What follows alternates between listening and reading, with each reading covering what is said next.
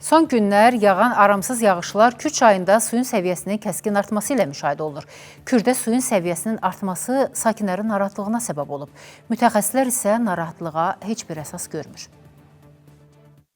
Bu il çayda suyun artması nəticəsində çay axını sahil qayasından çıxaraq mühafizə bəndinin aşağı oturacaq hissəsinə çatıb. Son 15 ildə Kür çayının suyunun səviyyəsində kəskin artım müşahidə olunur. Bəs hazırki vəziyyət hər hansı bir təhlükədən xəbər verirmi?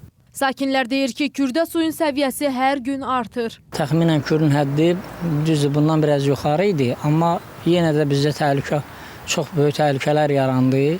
Qurun suları əmələ gəldi və qurun suların nəticəsində həyətimizdə olan bütün o yaşıllıq, çox illik ağaclar hamısı məhv oldu, getdi. Hocası var, xəstəsi var. İnsanlar tələsinə keçir ki, o hadisə baş verə bilər. Şəxsən mən yaşadığım yerdə mən dünənləri həyəti qazanda bir metrə yarım qazmışdım, görüm su çıxdı. Ola bilər bir metrə yarım qalxar. Onda bu bəndin quru suları zinə verə bilər. Ekoloq Zabit Dadaşov deyir ki, sakinlərin narahatlığına ciddi əsas yoxdur. Yağıntı kəsiləndən sonra Kürdə suyun səviyyəsinin artması səngiyəcək. Əhalinin həyətyanı sahələrin, yəni təsərrüfatların zığ suları, zinə suları basmayıb hələ ki.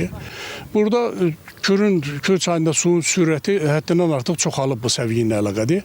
O da dənizin səviyyəsinin aşağı düşməyi ilə əlaqəlidir ki, yəni sürət çox deyil. Gələn suyun miqdarı axır-çıxır gedir yəni burada. Küraraz çaylarında bəndlərin istismarı idarəsindən isə bildirildi ki, hazırda mühafizə bəndləri tam nəzarətdədir və hər hansı təhlükə yoxdur. Mühafizə bəndləri dağlarda olan qar ərintiləri, həmçinin düşən yağıntılar hesabına Kür çayına gələn suyu tam örtməyə malikdir və suyun səviyyəsi 2-3 metrdə qalxarsa, yenə hansısa təhlükə sayılmır. Yaqub Mehdioğlu, Diana Cəlaliyev, Vüqar Qaliboğlu, Space TV, Salyan Neftçala.